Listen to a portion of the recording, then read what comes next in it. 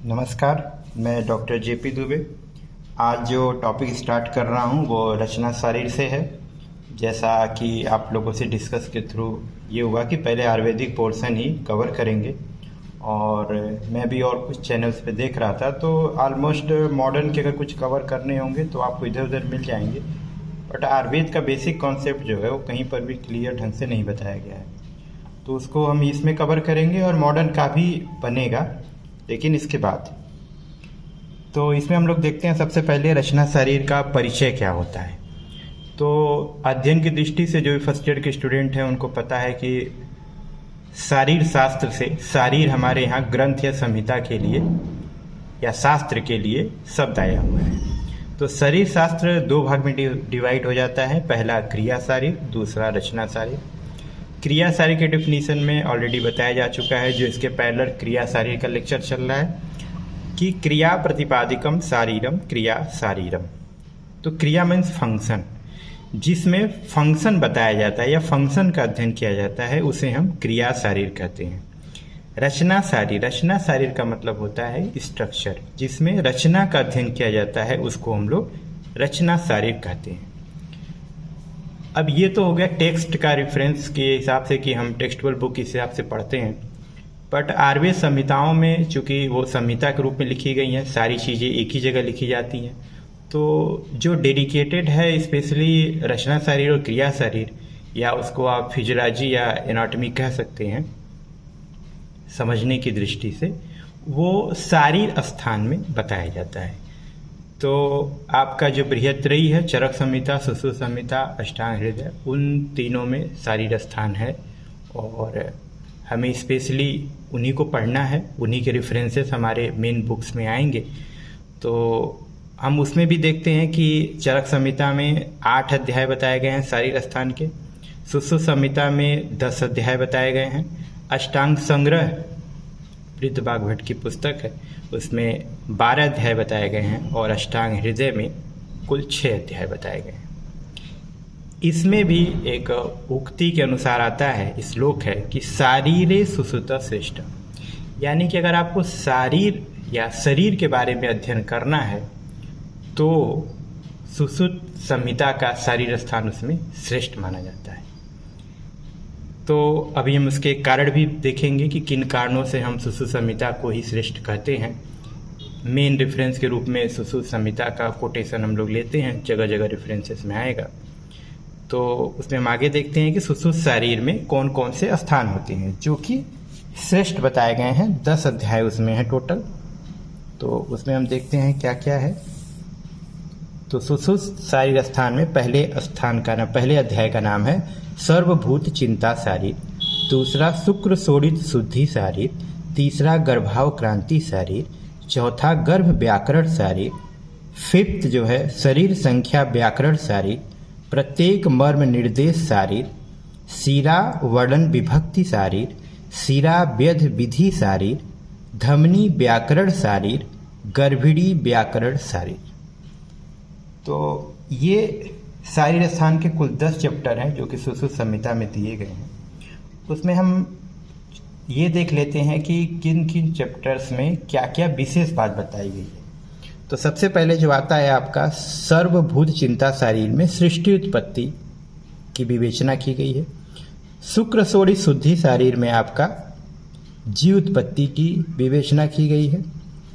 गर्भाव क्रांति शारीर में गर्भ मासानुमासिक वृद्धि की बारे में बताया गया है। गर्भ व्याकरण में गर्भ के अंग की वृद्धि और प्रकृति के बारे में बताया गया है। ये इंपॉर्टेंट रेफरेंस ग्रुप में आता है, ये भी और ये भी। शरीर संख्या व्याकरण में अंग प्रत्यंगियों की संख्या और मृत संशोधन, इसके बारे में बताया गया जो कि बहुत इंपॉर्टेंट है। प्रत्येक मर्म निर्देश शरीर में मर्म, जो शरीर के मर्म होते हैं, वाइटल पार्ट होते हैं, उनके बारे में बताया गया है। शिरा वर्णन विभक्ति शरीर में शिरा रचना व क्रिया के बारे में बताया गया है, उनकी संख्या क्या है, उसका कैसे बनता है। शिरा व्यध विधि शरीर में रक्त मोक्षण की विधि बताई गई, रक्त मोक्षण हम कैसे करते हैं। धमनी व्याकरण शरीर में धमनियों के बारे में बताया गया, और मोस्ट इम्पॉर्टेंट जो आपको याद रखना है, स्रोतस के बारे में भी धमनी व्याकरण शरीर में बताया गया है। फिर आता है गर्भिणी व्याकरण शरीर। गर्भड़ी व्याकरण शारीर में गर्भड़ी से संबंधित विषय, सूतिका के बारे में और बाल रोगों के बारे में वर्णन किया गया। फिर आता है आपका चरक शारीर स्थान में। चरक शारीर स्थान में आपके 8 अध्याय होते हैं, जिसमें आपका कतिधा पुरुषी, अतुल्य गोत्री, खुड्डिका गर्भावक्रांति, महती गर्भावक्रांति, पुरुष विचय, शरीर विचय, शरीर संख्या शारीर और जाति सूत्री शारीर, ये 8 चैप्टर दिए गए।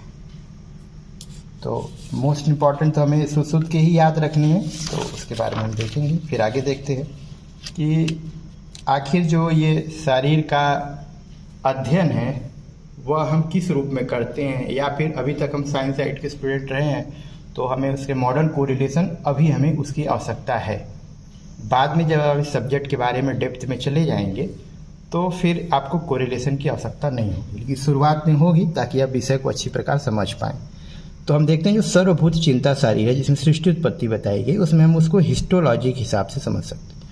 शुक्र सोड़ी शुद्धि शारीर, गर्भावक्रांति, गर्भ व्याकरण, ये सब इम्ब्रियो या गर्भ कैसे उत्पन्न होता है उसके बारे में है, उससे रिलेटेड चीज़ें हैं, तो इसको हम इम्ब्रियोलॉजी समझ सकते हैं। शरीर संख्या व्याकरण शारीर जो है उसमें हम लोग बोन की संख्या, ऑस्टियोलॉजी, मायोलॉजी, एंथ्रोलॉजी और डाइसेक्शन भी इसी के अंतर्गत हम लोग समझ सकते हैं। प्रत्येक मर्म निर्देश शारीर है, वो सर्जिकल एनाटॉमी है और वाइटल पार्ट के बारे में बताया गया है। शिरावर्णन शारीर जो है वह क्या होता है, और शिराव्यध विधि शारीर जो है, और धमनी व्याकरण, ये हमारी एंजियोलॉजी या मॉडर्न में कोरिलेट कर सकते हैं। गर्भिणी व्याकरण में आपका मिडवाइफरी क्या है, प्रसूति कैसे होती है, गर्भ कैसे उत्पन्न होता है, कैसे वह डिलीवरी होती है, और कुछ बाल रोग जो पीडियाट्रिक समझ सकते हैं, इसके बारे में वर्णन किया गया है।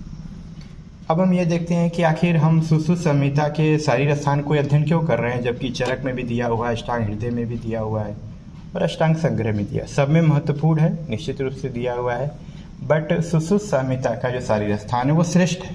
उसके कारण है कुछ, उन कारणों को हम देखते हैं।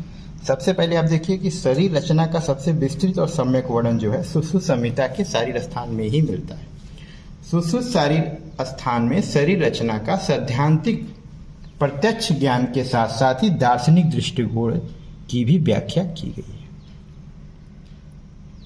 तो जो सैद्धांतिक प्रत्यक्ष आपको दिखाई देता वो तो बताया गया, साथ में इसकी बेसिक फिलॉसफी क्या है, हम ऐसा क्यों कह रहे हैं, इसके बारे में भी आपको ज्ञान होता है। सुश्रुत ने स्वच्छेदन के वर्णन किया है, स्व संग्रहण कैसे करते हैं, स्व का संशोधन कैसे होगा, संरक्षण कैसे होगा, आइडियल कैडेवर क्या होगा, उस सब के बारे में बताया गया है कि जो कि रचना शरीर का प्रत्यक्ष आधार, मतलब कि बेसिक आप रचना शरीर कैसे करेंगे। जब तक आपके पास कैडेवर नहीं होगा आप उसके बारे में कैसे जान पाएंगे। एक डेड बॉडी होनी चाहिए, एक शरीर होना चाहिए, तो उसके बारे में भी सुश्रुत ने ही पहली बार बताया। इस वजह से यह मुख्य आधार बनता है कि हमें रचना शरीर के लिए शारीर स्थान सुश्रुत का ही प्रिफर करना चाहिए। इसके अलावा देखिए सुश्रुत ने अस्थि, संधि, स्नायु, मर्म, कूर्च, शिरा, धमनी का वर्णन किया है, जो कि रचना शरीर के लिए सबसे सिस्टमेटिक अप्रोच है। जब भी आप पढ़ेंगे तो लिगामेंट पढ़ेंगे, ज्वाइंट्स पढ़ेंगे, बोन्स के बारे में पढ़ेंगे, वेन्स पढ़ेंगे, आर्टरीज पढ़ेंगे, मर्म के बारे में पढ़ेंगे, वाइटल पार्ट क्या है उसके बारे में पढ़ेंगे। तो उन सबका अध्ययन जो है आपको इसी शारीर स्थान में मिलता है। क्योंकि रचना शरीर अगर आप पढ़ना चाहते हैं, किसी का भी एनाटॉमी पढ़ना चाहते हैं, तो उसके लिए बेसिक इसेंशियल नॉलेज होना चाहिए, तो वो भी इसी स्थान में बताया गया, इसलिए ज़्यादा प्रासंगिक है। इसके अलावा सुश्रुत को शल्य विज्ञान का जनक माना जाता है, फादर ऑफ सर्जरी, हम सभी जानते हैं। और अगर आप अच्छे सर्जन हैं तो आपकी शरीर रचना यानी एनाटॉमी आपकी बहुत अच्छी होनी चाहिए। इस वजह से चूंकि वो शल्य चिकित्सक थे, उन्होंने शरीर की रचना के बारे में सबसे वैज्ञानिक दृष्टिकोण अपनाया है, इस वजह से हम उसको पढ़ते हैं। इसके अलावा मर्म शरीर का शिरावेद क्या होता है, धमनियाँ क्या होती हैं, अवेद्य शिराएँ क्या होती हैं, इन सब का भी वर्णन उन्होंने किया है। अतः वैज्ञानिक एवं चिकित्सकीय दृष्टिकोण से हम देखते हैं तो सुश्रुत संहिता का शारीर स्थान जो है वह रचना शरीर के ज्ञान के लिए सर्वश्रेष्ठ है। तो ये हमारा एक अप्रोच था आपको शारीर के बारे में बताने के लिए, जो कि रचना शारीर है, और रचना शारीर में भी सुश्रुत संहिता का शारीर स्थान क्यों प्रिफर किया गया है वो मैंने आपको इसमें बताया है। अगर आपकी जानकारी पसंद आती है तो इस चैनल को सब्सक्राइब करें और शेयर करें। Thank you.